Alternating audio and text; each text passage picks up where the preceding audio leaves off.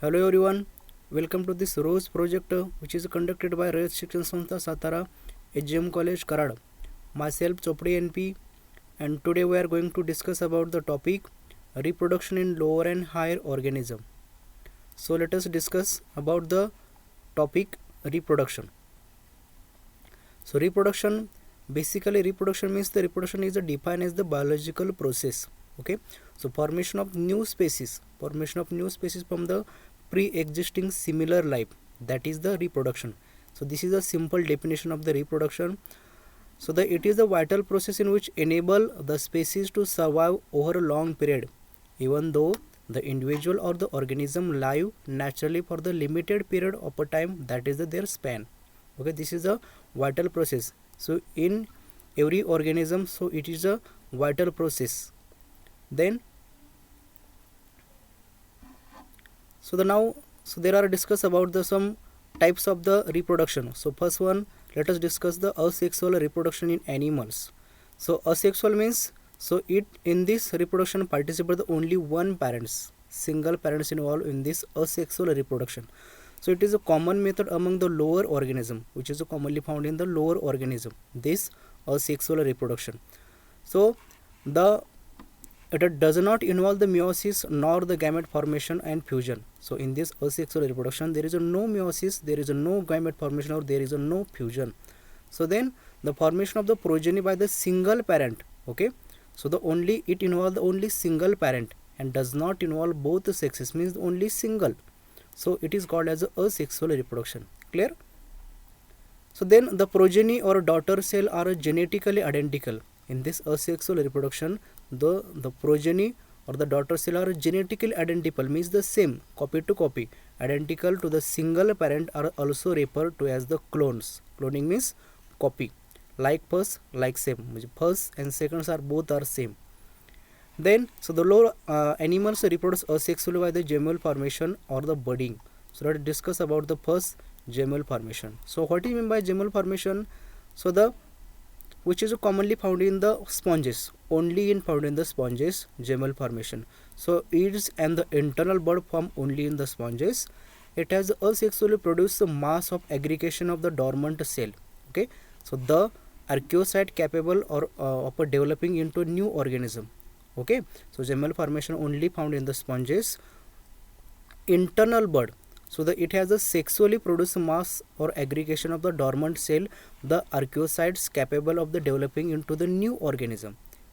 Okay, then the archaeocyte get coated. So this archaeocyte get coated the thick resistance layer called as the amoebocyte. Then so the gemel is a form the overcome the unfavorable condition. So when so the during the unfavorable condition, the gemel is a form. So gemel is a form to overcome the unfavorable condition.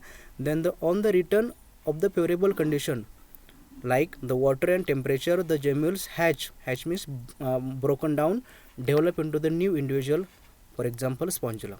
Okay, so the gemel formation are only found in the sponges during the unfavorable condition. So look at this figure of this gemel formation. This is a micropyle, outer coating covering, these are the spicule, and this the internal structure is called as a archaeocyte, and this white region is called as a inner covering. So always keep it in mind, so the gemel formation are only found in the sponges during the only the unfavorable condition. Okay, now the next point, that is the budding. Okay, next asexual reproduction, that is the budding. So it is a simple method of the asexual reproduction, normally occurring in the favorable condition. Okay, not unfavorable, favorable condition. So the seen in a variety of the animal like the cylindrate, that is the hydra and corals, and the some colonial ascidians. In this type of animal are found in the budding. So then the in hydra the small outgrowth is produced toward the basal end of the body. Okay, so look at this, the structure of budding in the hydra. Look at this. So this is the first bud, and so this first main parents birds, so the small developing birds are growing, and after some time the fully mature bird are removed, so that is the young hydra separate. So this all process is called as a budding in a hydra. Okay, clear? Then so it develop a bud which grow and form the tentacle, and the develop get transformed into the new individual. Then this process is called a budding. Okay, clear? So this is the simple process of the budding. So formation of the new bud, from a single parent bud. So this is a young hydra bud are separate from this parent bud. Okay, so this is a budding in a hydra. Then so the sexually reproducing animals show the various breeding pattern. So there are now let us discuss about the some asexually reproducing animal. So the sexually reproducing animals show the various breeding pattern. So everyone know the different types of breeding pattern. Some like goat, some like sheep, some like monkey. Like these are the seasonal breeder. Okay, seasonal breeders, while humans are the apes and are the continuous breeders. So there is no criteria for the season. So whole year. So this is called as a continuous breeder. Okay, then so they can breed throughout the year. Continuous breeders means that they can breed, they can reproduce throughout the year. So this is called as a continuous breeder. And the goat, sheep and donkey are the seasonal breeder. Okay, only during this specific season. Then now the next point in the sexual reproduction, that is the male reproductive system, which is a very important male reproductive system. Then the male reproductive system is located in the pelvis region. Okay, everyone know pelvic pectoral region. So thus male reproductive system are located in the pelvis region. Okay, then so it consists of, it include the first point, that is a pair of testes. Then second one, accessory duct. So in this different types of ducts are present. Then different types of gland are present. Then fourth is the external genitalia. So these are four main character it included this in this male reproductive system. Okay, then so the look at this, the figure, the simple figure of this male reproductive system we can see. So this is the main. Okay, look at this is the testes. After the testes, these are the okay epididymis. Then the male genital organ, that is the penis. Then this is a urethra, prostate gland, vas deferens. This is a long tube from the testes, which is connected by testes to the prostate gland, that is called as a vas deferens. Okay, then this is small tube, small structure, that is called as a seminal vesicle. Okay, so let us discuss in detail about the theoretical part of this male reproductive system. Then so the scrotum in maintaining the below the low temperature. So now scrotum is the outer coating of the testes. So scrotum, what is the function of scrotum? So to maintain the low temperature of the testes, that is the 2 to 2.5 Celsius, lower than the normal internal body temperature. Okay, so it is necessary for the spermatogenesis. Okay, clear that? So this is a point, this is a very very important point. Okay, what is the function of the scrotum? To maintain the temperature. How many? So 2 to 2.5 Celsius, lower than internal body. For this, what is the purpose of this temperature? So to necessary for the spermatogenesis. Okay, then now the testes are situated outside the abdominal cavity within the pouch called as a scrotum. So this is scrotum. Then in adult, each testis is oval in shape with the length about the 4 to 5 cm and width about the 2 to 3 cm. So this is the structure. Okay, length and width of the testes. Then the testes are covered by the dense covering. Okay, testes is covered by the dense covering, and each testis is about the 250 compartment called as a testicular level. So every testis contains a 250 compartment, small compartment, which is called as a testicular lobules. So let us see in a figure.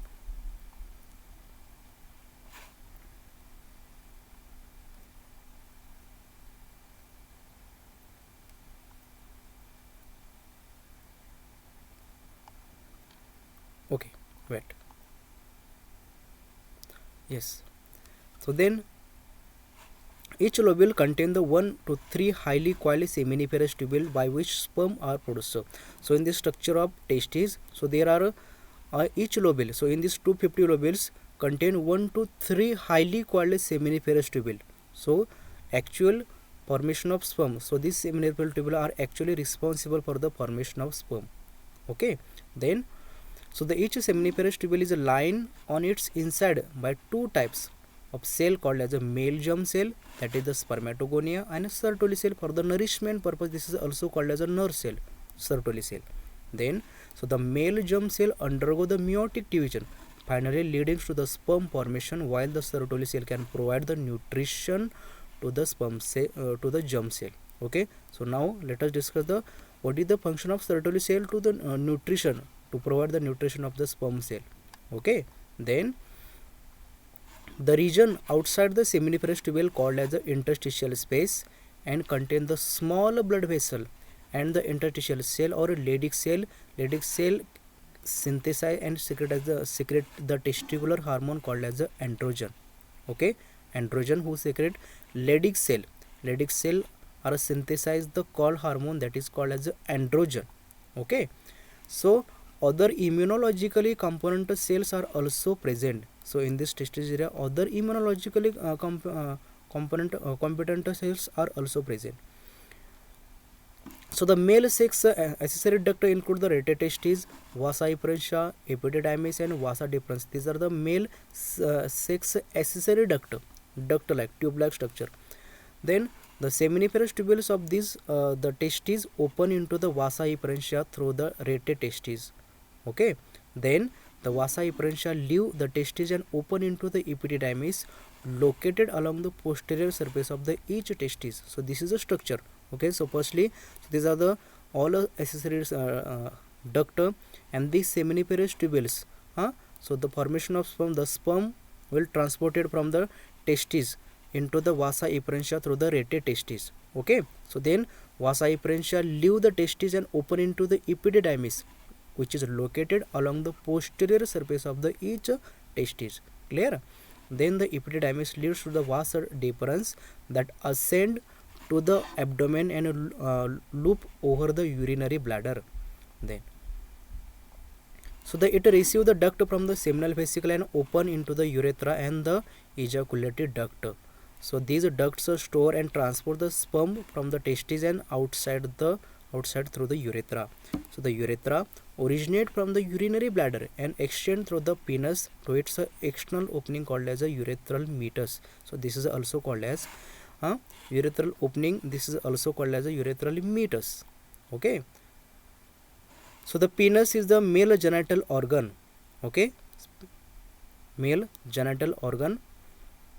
So it is made up of the special tissue that help the excretion of the penis to the facilitate the insemination.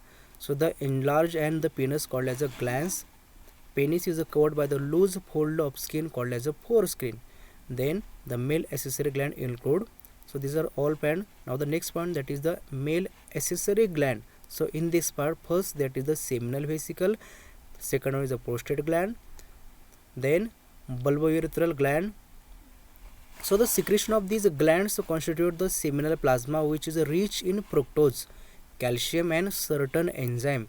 And the secretion of the bulbourethral gland is also help in the lubrication of the penis. Okay, so lubrication of penis, whose the bulbourethral gland, which also help in the lubrication of penis, and the secretion of the glands, which one, seminal vesicle. So it contains the seminal plasma, which is rich in fructose, calcium, and a certain type of enzyme, which is very important for the examination point of view.